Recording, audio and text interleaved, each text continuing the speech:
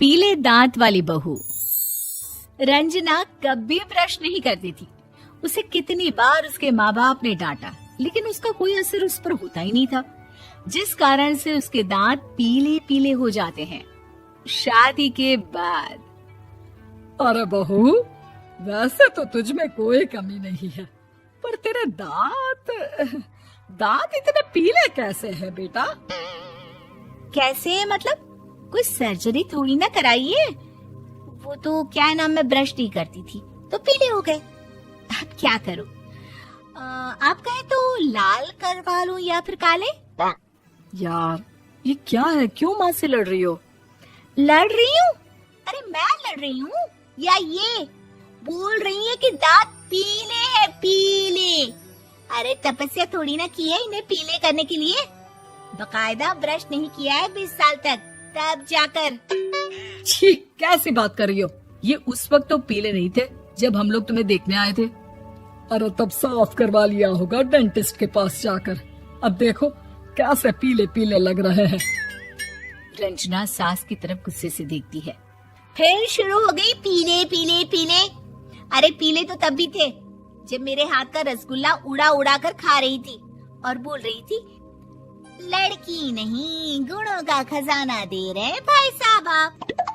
खैर, अब वो लोग करते भी तो क्या करते, पीले दांत वाली बहू पल्ले पड़ी थी तो झेलना तो था ही। एक दिन कीर्तन में रंजना गाना गा रही थी। अरे कमला बहन, माँ का द्वार है, यहाँ तो सब शुद्ध होकर आते हैं, फिर अपनी बहू को ब्रश भी नहीं करवाती तुम। दूर से पीले पीले दांत भक्ति में बाधा उत्पन्न कर रहे हैं। अरे कोई 2 साल के बच्चे थोड़ी ना लेकर आई हूँ मैं बहू बनाकर। अच्छी खासी लड़की है, अरे कैसे करवाऊं ब्रश? ये तो उसे खुद करना चाहिए ना। अब माँ बाप तो इसके जैसे तैसे निपटा दिए, ये नहीं सोचा कि सास कैसे संभालेगी। सास बहू को लेकर घर आ जाती है, लेकिन सोच लेती है कि अब इसे लेकर कहीं नहीं जाएगी। अगले रोज बहू कहती है, अरे क्या हो गया, मंदिर नहीं जाना क्या? कीर्तन का वक्त हो रहा है। मेरी मधुर वाणी से कान्हा जी जागते हैं और सोते हैं। आप तो जानती है ना उनकी भक्ति में कितना मन लगता है मेरा। वो क्या है ना, तबीयत ठीक नहीं लग रही है मेरी, आराम करूंगी मैं। तबीयत ठीक नहीं लग रही? अभी तो मिथुन के गाने पर नाच रही थी आप, और अब बोल रही है कि तबीयत ठीक नहीं लग रही। अरे भक्ति में मन लगा लो सासू माँ, ऊपर जाना है, क्या मुंह दिखाओगी आप? हाँ?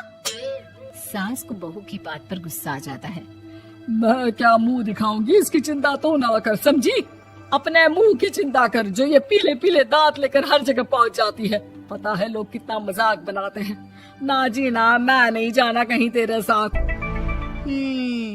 तो ये बात है। कोई ना, मत जाओ, मैं अपने कमरे में ही बैठकर भक्ति कर लूंगी। ऊपर वाला दांत थोड़ी ना देखता है, मन देखता है, भावना देखता है। और अरे बस बस, तू सब कुछ दिखा, बस ये सफेद चमकदार दांत ना दिखाना किसी को, है? जा यहाँ से।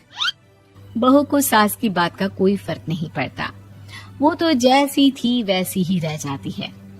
सुबह नहाकर किचन में खाना बनाना, फिर खाना खाना, कीर्तन भजन करना और सो जाना। एक दिन, माँ जी मैं सहेली के घर जा रही हूँ, शाम को लेट आऊंगी। हाँ हाँ तो जाना, मैंने कौन सा तेरी आरती करनी है घर पर बैठकर। रंजना सहेली के घर जाती है, जहाँ वो पार्टी में जाने की तैयारी कर रही होती है। अरे शिखा, कहाँ जाने की तैयारी कर रही है? मैं गलत वक्त पर आ गई क्या? अरे नहीं यार, उल्टा सही वक्त पर आई है। मैंने ये साड़ी और ज्वेलरी निकाली है यार, शाम को इनके ऑफिस की एक पार्टी में जाना है। बताना कैसा लग रहा है ये सब? नहीं यार, इस ड्रेस के साथ तो वो वाली ज्वेलरी अच्छी लगेगी। हाँ हाँ सही बोल रही है, मैंने ध्यान ही नहीं दिया। वैसे तो हमेशा से मस्त फैशन सेंस रखती है। तो बड़ा जाती होगी ना पति के साथ पार्टी में। रंजना कुछ नहीं बोलती, बस सोचती है कि यार काश ये बात सही हो जाती, पर मैं क्यों नहीं जाती पार्टी में? क्या इन लोगों की कोई पार्टी होती नहीं होगी? रंजना घर आती है और रात में पति से सवाल करती है, एक बात बताइए, आप मुझे किसी पार्टी में क्यों नहीं ले जाते? क्या आपकी यहाँ ऑफिस में पार्टी नहीं होती? पति बेचारा क्या कहता कि दांत पीले हैं तुम्हारे इसलिए। अरे कोई पार्टी होती नहीं हम लोगों के ऑफिस में, तो कहाँ से लेकर जाऊं? और मार्केट, मॉल, कहीं वीकेंड घूमना, कहीं तो। अरे यार सारे हफ्ते में एक छुट्टी मिलती है, तो सोचता हूँ कि आराम ही कर लूं। क्यों? रंजना मन मार के रह जाती है। पहले कभी सास के साथ मंदिर जाया करती थी, लेकिन वो भी सास ने ले जाना बंद कर दिया। घर बैठी बैठी रंजना बोर हो जाती है। तभी उसे आइडिया आता है और वो मायके जाने का सोचती है। सासू माँ, 2 दिनों के लिए मम्मी के घर जा रही हूँ। अच्छा ठीक है, आराम से जा। और हाँ, माँ से कुछ अच्छी आदत सीख कर आना कि कैसे शरीर के हर भाग की तरह दांतों की सफाई भी जरूरी होती है, समझी? शुरू हो गई ना आप। वो लोग आपकी तरह नहीं है कि छोटी छोटी बात का बतंगड़ बना दे। उन लोगों के लिए मैं मायने रखती हूँ, ना कि मेरे पीले पीले दांत। रंजना माँ को बिना बताए उन लोगों को सरप्राइज देती है, लेकिन जैसे ही वो दरवाजे पर पहुंचती है, अंदर देखती है कि घर वाले कहीं जा रहे होते हैं। अब माँ, काश रंजना दीदी के दांतों वाली प्रॉब्लम नहीं होती, तो वो भी हम लोगों के साथ चलती ना बुआ जी की बेटी की शादी में। हाँ बेटा, लेकिन अब उसे कौन समझाए कि उसको उसके पीले दांत नहीं दिखते, लेकिन उसके आसपास के लोगों को कितना एम्बैरेसिंग फील कराते हैं। मुझे तो कितनी बार उसके स्कूल की टीचर ने शिकायत की कि उसके साथ कोई लड़की बैठना भी नहीं चाहती, और ना ही कॉलेज में कोई उससे बात करना चाहता था। लेकिन पता नहीं क्यों उसे ये बात समझ में ही नहीं आती। कोई कमी नहीं है उस लड़की में, बस यही कि दांत पीले हैं। वो तो भला हो जीजा जी और उनकी माँ का, जो दीदी को जैसी है वैसे ही रखा हुआ है। रंजना को अपने घर वालों की बात सुनकर बहुत दुख होता है।